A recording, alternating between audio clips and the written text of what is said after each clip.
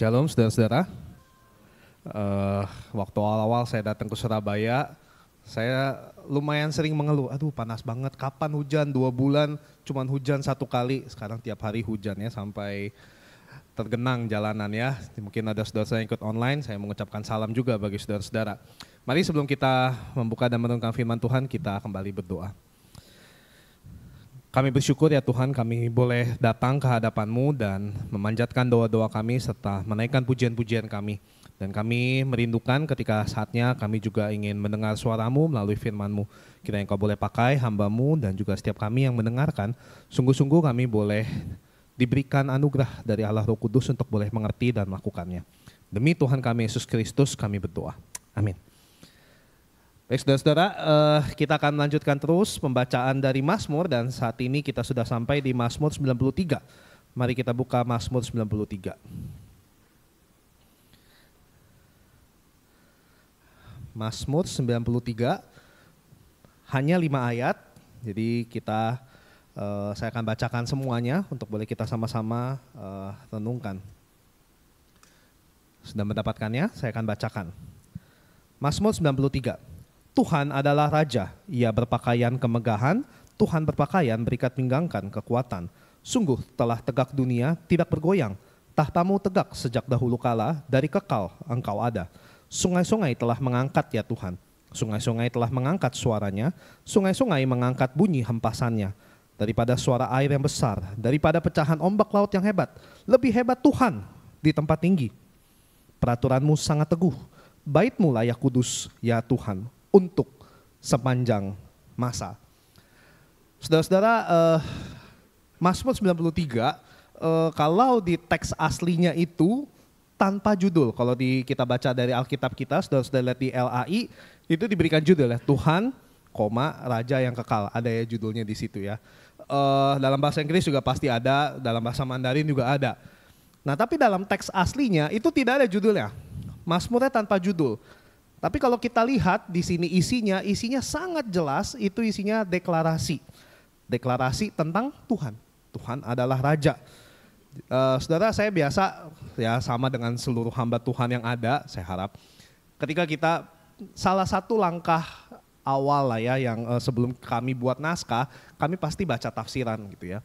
Nah di salah satu tafsiran yang saya baca, tertulis salah satu pernyataan yang membuat saya kaget gitu ya. Dia bilang gini, Mazmur ini adalah Mazmur yang tidak perlu tafsiran, tidak perlu ditafsirkan. Sudah terlalu jelas artinya begitu ya. Tinggal baca pasti mengerti. Kata penafsirnya begitu. Saya pikir enak amat dia ngomongnya gitu ya. Terus saya agak-agak malu juga ya. Baca buku tafsiran terus penafsirnya ngomong begitu. Malah bicara seperti itu. Nah saudara, saya pikir tidak semudah itu juga ya. Ketika saya baca ada bagian-bagian yang saya pikir saya juga perlu pendalaman khusus begitu ya. Nanti kita akan melihat ada banyak bagian yang sebenarnya kita butuh dalami untuk bisa lebih mengerti. Nah saudara, biasanya Mazmur yang tanpa judul, jadinya judulnya itu adalah frase-frase awalnya, entah kalimat atau beberapa kata di awal. Nah kalau kita lihat di bahasa Indonesia kita, apa kata awalnya? Frase-frase awalnya, Tuhan adalah Raja. Ya walaupun LAI memberi judul Tuhan Raja yang kekal. Tapi kalau dalam bahasa Ibraninya disebut Yahweh Melek. Ya ada yang bilang Melek, ada yang bilang Malak. Nah tapi biasanya Melek. Jadi ya sama. Kalau dalam bahasa Inggris, the Lord God reigns, bahasa Indonesianya Tuhan itu Raja atau Tuhan adalah Raja. Jadi betul ditafsirkannya dalam bahasa Indonesia. Nah saudara, dengan judul ini kita mungkin teringat dengan lagu yang kita nyanyikan kemarin waktu HUT ya. Yehovah Shen Yi Chang Qian itu ya, itulah ya lagunya. Nah saudara persis gitu ya, kira-kira begitu ya, walaupun dalam bahasa Mandarin Yehovah Chuowang ya kalau nggak salah, agak beda-beda tapi sama persis lah ya, artinya nuansanya sama. Bahwa memang ada sebuah deklarasi bahwa Allah kita itu adalah Allah yang berkuasa. Nah saudara, ketika kita bilang Allah kita itu Raja, Allah kita itu Maha Kuasa, tidak hanya serta-merta menjadi sebuah pernyataan, itu ada dampaknya buat kita. Dan ketika kita bilang Allah itu Raja, tentu ada banyak raja lain yang kita bisa katakan juga. Ada penguasa lain yang ada juga. Nah saudara, sebab itu pemazmur itu menyampaikan dengan begitu lengkap Kalau kita lihat misalnya di ayat 1-2, di situ dikatakan bahwa Allah kita atau Yahweh itu, Tuhan itu adalah raja atas dunia. Dikatakan seperti ini, Tuhan adalah raja, yaitu pakaian kemegahan. Tuhan berpakaian, berikat pinggang kekuatan. Sungguh, telah tegak dunia, tidak bergoyang. Tahtamu tegak sejak dahulu kala, dari kekal engkau ada. Nah, mari kita bandingkan raja dunia dengan raja segala raja, yaitu Allah kita. Saudara, kalau biasanya kalau kita melihat film-film, kita bisa tahu seseorang itu raja dari apanya. Biasanya kalau saya nonton film, saya tahu seseorang itu raja kalau misalnya dia lagi duduk di tahtanya, misalnya gitu ya, dia duduk di kursinya itu yang tinggi di atas begitu. Kedua, bisa ketahuan dari mana? Pakaiannya. Makanya di sini dikatakan ia berpakaian gitu. Dari pakaiannya pasti terlihat beda. Pakaiannya pasti megah. Lain dari yang lain, paling indah. Jarang sekali kita lihat raja pakaiannya lebih jelek daripada misalnya Perdana Menterinya, menteri-menterinya, apalagi petugas-petugasnya yang ada di dalam istana, pelayan-pelayannya. Jarang sekali, pasti pakaiannya itu yang paling megah. Tapi menariknya di Mazmur 93 itu, Allah digambarkan bukan sekadar pakaiannya, tapi dikatakan ia berpakaian kemegahan. Saudara, apa bedanya? Artinya adalah bahwa dianya sendiri itu sudah megah. Allah itu sendiri sudah megah. Tidak perlu diberikan pakaian, dia itu ya megah. Allah itu secara naturalnya itu kemegahan sudah ada di sana. Nah saudara, raja itu biasanya, kalau kita ingat bahkan bangsa Israel, raja pertama Israel siapa namanya? Saul. Kenapa Saul dipilih jadi raja? Karena fisiknya. Ada satu kemampuan yang dirindukan dari seorang raja, yaitu apa? Kekuatannya, kemampuannya untuk berperang, memimpin pasukan, kehebatannya dalam berperang. Jadi raja itu biasanya kelihatan juga dalam hal apanya? Berperangnya. Ya biasanya pasti naik kuda, nggak mungkin raja itu jalan kaki gitu ya, yang lain pakai kereta, dia jalan. Rasanya tidak pernah saya melihat, baik di film maupun di aslinya. Raja itu pasti entah naik kuda atau dia naik kereta, dia duduk gitu ya di atas gitu ya, di belakang gitu ya, ada yang menunggangi keretanya. Atau kalau rajanya memang sangat hebat dalam berperang, dia menunggangi kudanya sendiri sambil pegang senjata yang lain juga dari yang lain biasanya. Senjatanya lebih hebat dan dia pasti kuat, senjatanya biasanya lebih panjang gitu, jadi makanya sulit untuk dibunuh karena dia punya kemampuan yang lebih. Tetapi Allah kita, Yahweh itu memiliki satu hal yang berbeda dibanding raja dunia. Dikatakan Tuhan berpakaian, berikat pinggangkan kekuatan. Kekuatan itu juga sudah ada menjadi bagian dari Allah kita. Saudara, ini perbandingan yang diberikan oleh pemazmur bagi kita untuk boleh kita renungkan. Saudara, bagaimana kita melihat Allah kita? Apakah kita melihat Allah kita itu sebagai pribadi yang paling hebat, yang lebih dari segala sesuatu yang ada di dunia? Atau kita melihat ada seseorang, ada sesuatu di dunia ini yang mempesona kita, yang kita lihat, wah dia kayaknya lebih megah nih daripada Allah kita.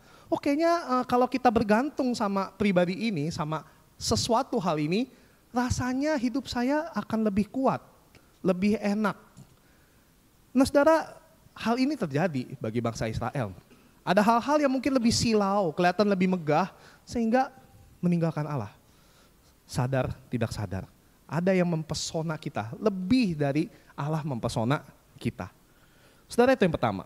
Yang kedua, Allah adalah Allah atas segala Allah. Jadi bukan hanya apa yang ada di dunia, bukan hanya soal raja, tapi bahkan segala Allah. Nah saudara, bagian ini yang saya pikir kita perlu penafsiran khusus saudara ya. Nah saudara, kalau kita baca ini rasanya kayaknya biasa-biasa saja ya. Sungai gitu, apa urusannya sungai gitu ya, samping rumah saya satu gang, satu jalanan itu sungai. Saya baca ini gak terlalu ngerti sebenarnya, sungai-sungai telah mengangkat ya Tuhan. Sungai-sungai telah mengangkat suaranya. Sungai-sungai mengangkat bunyi hempasannya. Ada sungai yang berbunyi saudara, kita mungkin agak sulit untuk mengerti ini. Kayaknya jarang deh sungai bunyi gitu, kayak sungai kalau bunyi kita takut juga begitu. Nah tapi memang kalau sungai bisa bunyi itu mengerikan. Daripada suara air yang besar, daripada pecahan ombak laut yang hebat, lebih hebat Tuhan di tempat tinggi. Nah saudara, sungai atau air itu melambangkan sesuatu. Nah, di zaman timur dekat kuno atau ancient Near East, saudara ada sebuah dewi, sedewi, ya begitulah ya. Sebuah dewi yang namanya Dewi Tiamat. Nah, saudara, yang di sebelah kiri ini dari dokumen Enuma Elish. Enuma Elish itu dokumen Babel masa kuno yang ceritanya itu sebenarnya beririsan dengan Alkitab. Biasa menjadi salah satu bukti bahwa Alkitab kita itu benar adanya, bukan dongeng, bukan karangan-karangan bohong-bohongan. Karena dokumen lain yang di luar Alkitab, extra biblical source, sumber extra biblical, ekstra dari Alkitab itu ada. Nah, saudara, yang sebelah kanan ini penafsiran zaman modern sih ya sebenarnya, bahwa Dewi Tiamat ini berkepala 5 dan seterusnya, dan banyak mempercaya itu. Tapi memang dari dokumen Enuma Elish seperti ini. Nah, saudara, Dewi ini, jadi gini saudara, kalau saudara mungkin tahu ya dewa-dewi yang masa-masa Yunani misalnya, selalu ada pencipta, selalu ada yang God of Chaos, yang pengacau atau yang perusak. Ya, kita tahu juga misalnya yang di Hindu, mereka punya pencipta, mereka punya dewa perusak. Itu adalah sebuah keseimbangan. Nah, saudara, dalam timur dekat kuno pun juga demikian sebenarnya. Jadi ada dewa pencipta, ada juga yang perusak. Dan saudara, Tiamat ini adalah dewi perusak.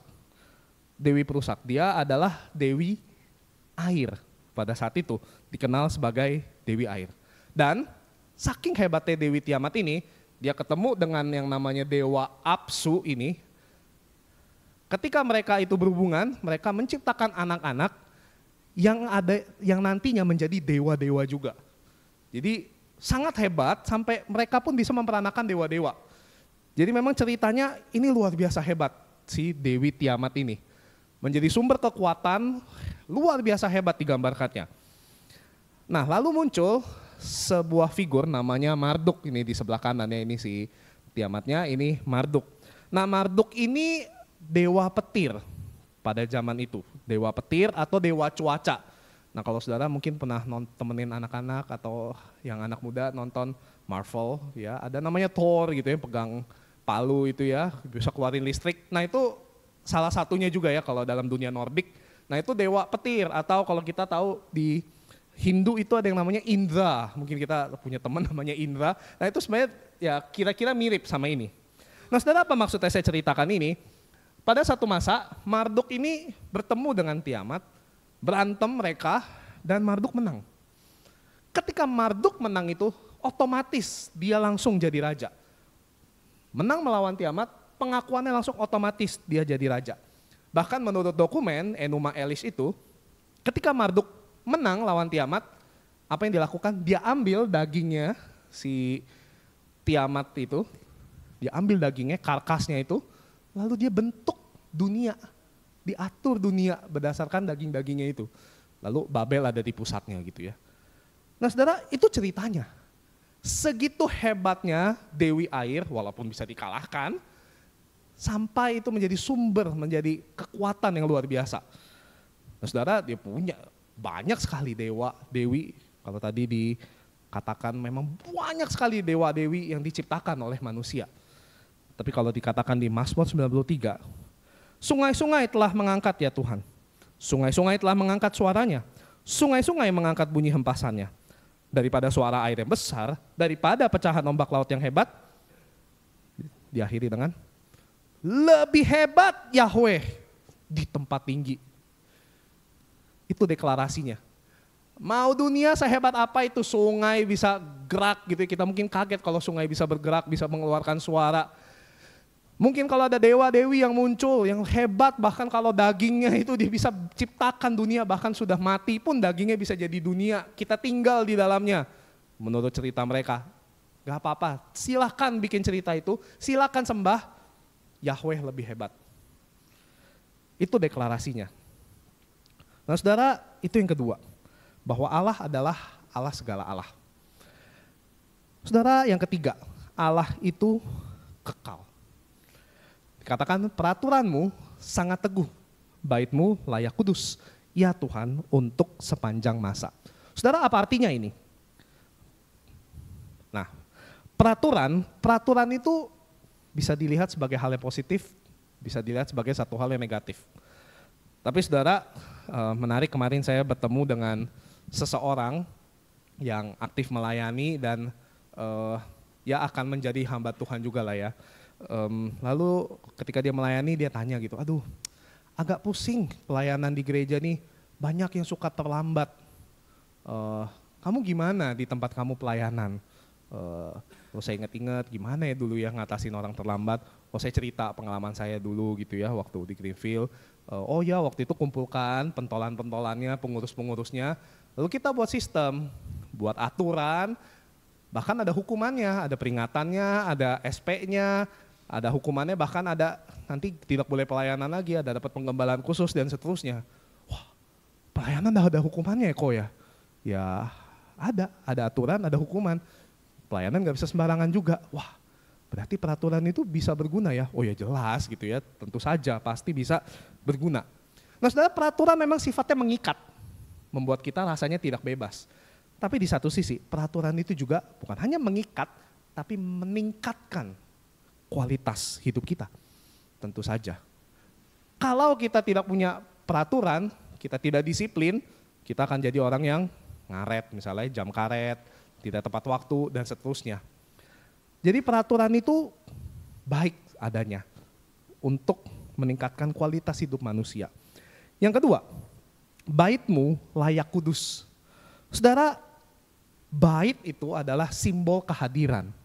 Ketika bait Allah itu ada, itu bukan sekadar untuk megah-megahannya itu ya tadi, sekadar pakaiannya megah, bukan.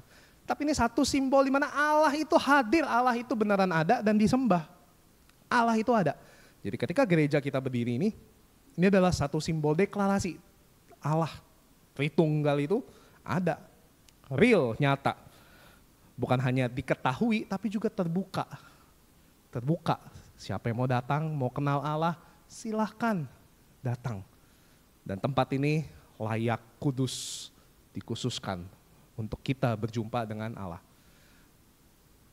Nah saudara, dilanjutkan dengan sepanjang masa. Saudara, di dunia ini segala sesuatu pasti ada batasnya. Saudara, akhir-akhir ini saya sama istri sering nonton YouTube. YouTube-nya itu ada seseorang yang dia tinggal di China, lalu dia keliling-keliling gitulah di China. Nah, dia pernah di China dulu 1 tahun, saya belum pernah ke China. Tapi kayaknya rasanya seru juga gitu ya ngelihat gimana ya, saya kan keturunan Tionghoa gitu ya, kok nggak tahu apa-apa gitu ya. Saya suka nonton YouTube gitu, ngelihat dia keliling gitu ke kampung halaman nenek saya lihat gitu, oh kayak begini ya makanannya, belanja, murah ya gitu ya, ngelihat-ngelihat. Ya seneng lah gitu ya ngelihat keliling-keliling, dia jelasin gitu ya pakai bahasa Indonesia. Nah saudara, baru beberapa hari yang lalu, saya nggak ingat sih berapa hari yang lalu ya, walaupun saya sering lihat kontennya, ini ada makam Kaisar Qin. Ini kaisar pertama dinasti Qin gitu ya. Kelihatannya seperti ini dari luar. Tapi betapa terkejutnya ketika di abad 20 kalau tidak salah, ditemukan di bawahnya seperti ini. Tiba-tiba ditemukan terakota army, pasukan terakota yang ada di bawah ternyata. Dibuat pasukan segitu banyaknya. Kalau dihitung kira-kira ada 8.000 pasukan, ada 130 kereta kuda, ada 520 kuda dan 150 kereta juga.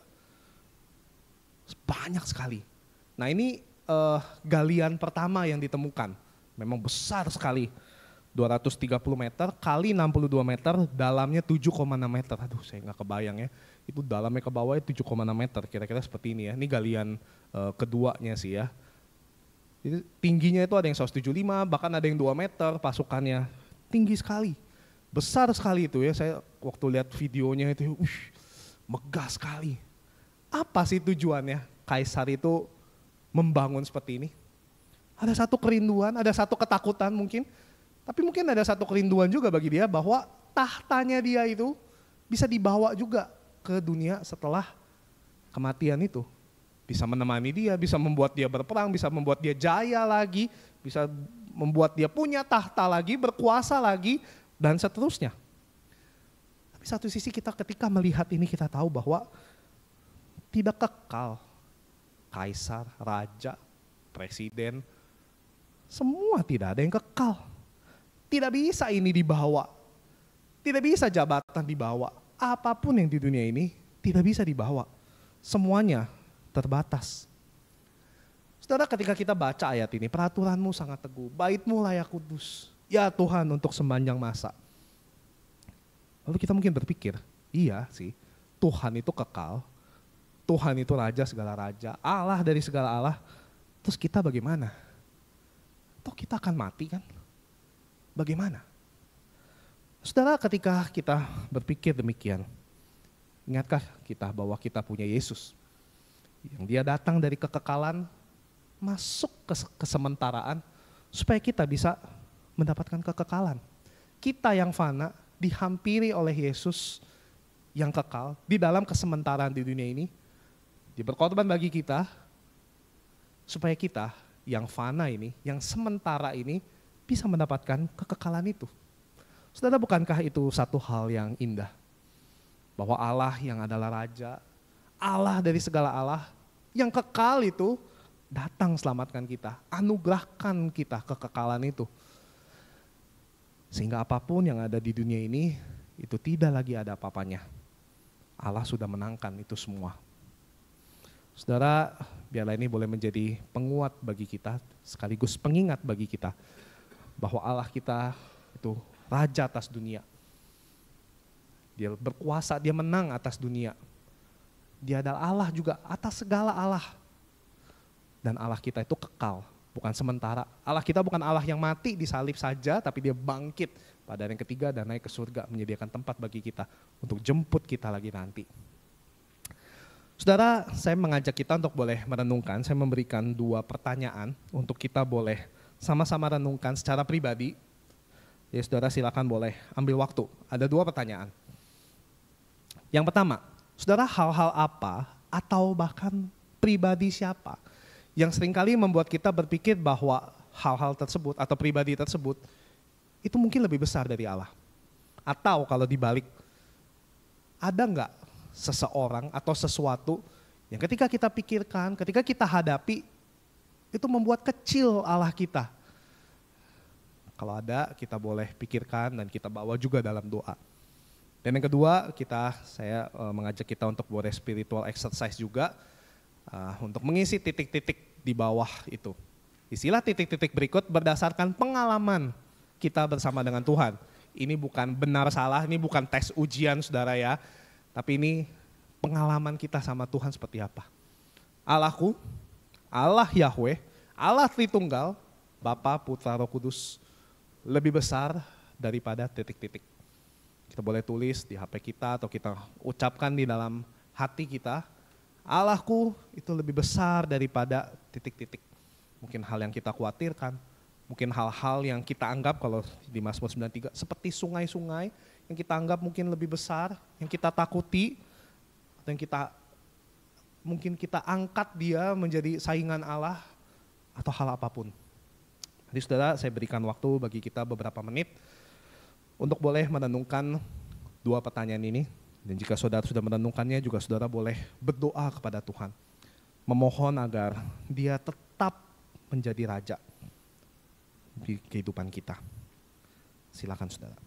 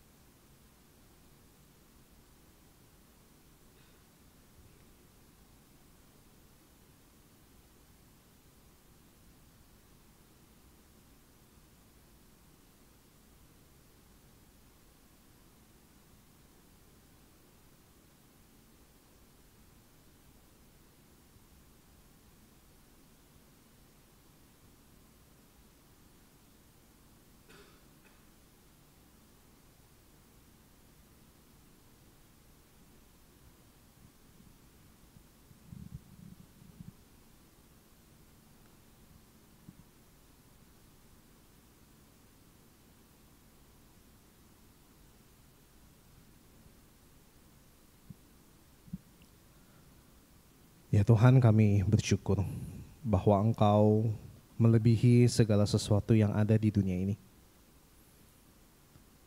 Engkau adalah Raja atas segala sesuatu, atas apa yang ada di dunia ini, atas segala Allah, buatan manusia, bahkan Engkau melebihi batas waktu, Engkau kekal ya Allah. Ampuni kami ya Tuhan jika seringkali ada banyak hal di dunia ini yang Kau anugerahkan kepada kami. Hal-hal yang begitu kelihatan megah, hal-hal yang begitu terlihat kuat, hal-hal yang mungkin melebihi kekuatan manusia. Dan itu membuat kami semakin jauh dari Tuhan. Kami menempatkan hal-hal tersebut atau pribadi-pribadi tersebut dalam posisi yang mendekati Allah. Atau bahkan kami mengkerdilkan Engkau. Ampuni kami ya Tuhan. Engkau telah mendengarkan doa dari setiap anak-anak-Mu. Doa yang keluar dari hati mereka secara pribadi. Dan kami percaya Allah Roh Kudus akan membantu setiap anak-anak-Mu untuk berproses, untuk dipulihkan, untuk boleh kembali melihat, dipesonakan kembali oleh Allah yang melebihi segala sesuatu itu. Biarlah kami boleh terus mengingat dan merasakan bahwa Engkau adalah Allah yang melebihi segala sesuatu yang ada di dunia ini. Karena kami tahu segala sesuatu ada dari Engkau. Dan ketika kami menjalani kehidupan di dunia ini dengan berbagai pergumulan, kami percaya Yesus Kristus, Allah yang dari kekekalan masuk ke dalam kesementaraan itu, telah menang atas segala sesuatu. Dan itu yang menjadi kekuatan bagi kami. Terima kasih ya Tuhan. Berkati setiap jemaat-Mu di tempat ini. Ketika mereka pulang, Kau berkati perjalanan mereka. Ketika besok akan kembali melanjutkan aktivitas dalam keseharian, Engkau Allah yang menjadi Raja di dalam kehidupan setiap mereka. Terima kasih ya Tuhan atas firman-Mu. Demi Tuhan kami Yesus Kristus, Allah yang telah memasuki dunia kesementaraan agar kami boleh mendapatkan kekekalan itu. Kami berdoa dan bersyukur. Amin. Tuhan memberkati.